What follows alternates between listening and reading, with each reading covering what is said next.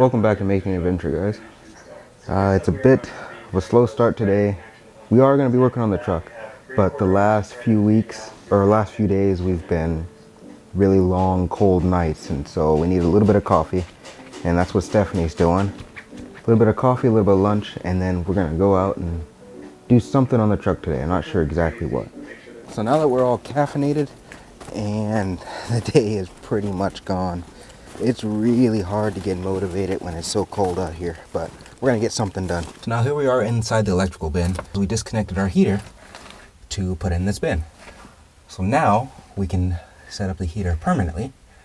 And to do that, I've got to cut a hole. I gotta cut a hole in this back wall right here.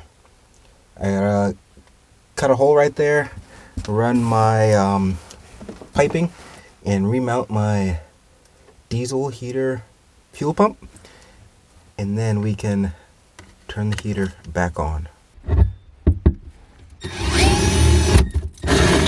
So I got the heater all hooked up now, and I need to connect my exhaust. Now, we were thinking about this for a while. How can we heat that underside bin?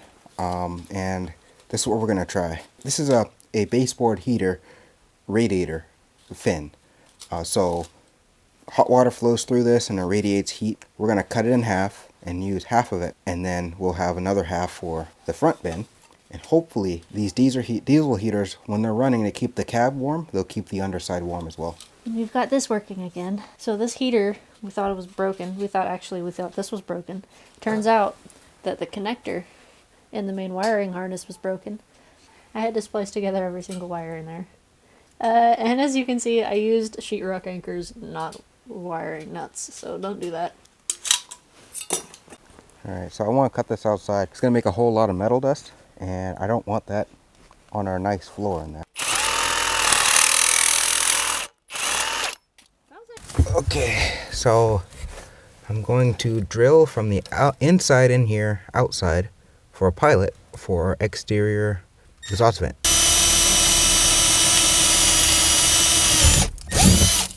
Okay. Nice.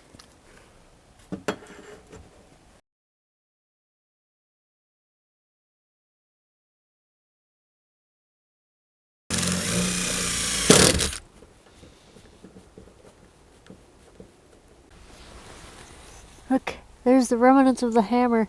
Alright, so Kimi's got it reconnected underneath. The exhaust's all set up. Oh, the pump is on. Yes, it didn't throw an error code. Sweet. Okay. Ooh, it's warm! Finally! Oh my goodness. Okay, so we didn't quite have enough room to put the silencer, the little lumpy module that goes on the exhaust. Because of the way the mini split is in the way.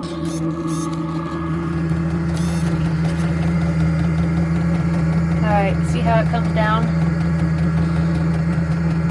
right through the wall and then through the aluminum fin baseboard thingy.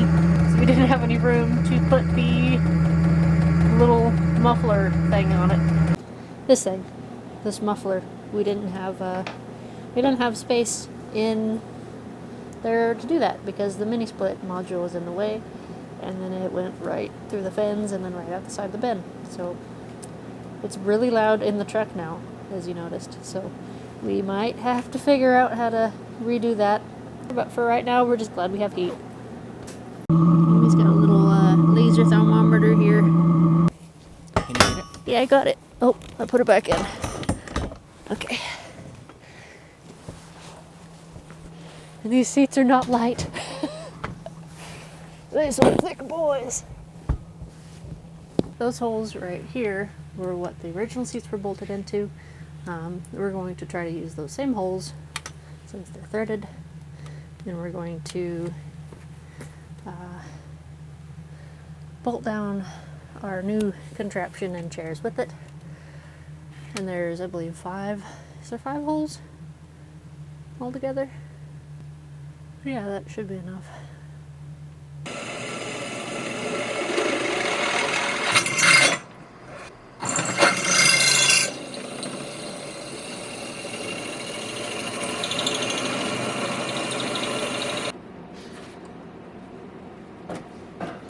What are we doing?